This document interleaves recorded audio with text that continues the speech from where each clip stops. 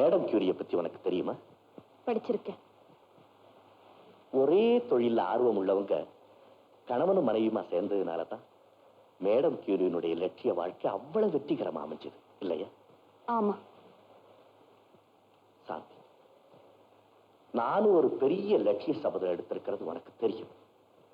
கடமையே உருவான நீ என்னுடைய வாழ்க்கையிலேயே எனக்கு துணையா இருந்தேன்னா நிச்சயம் என்னுடைய லட்சியம் வெற்றி அடையும்.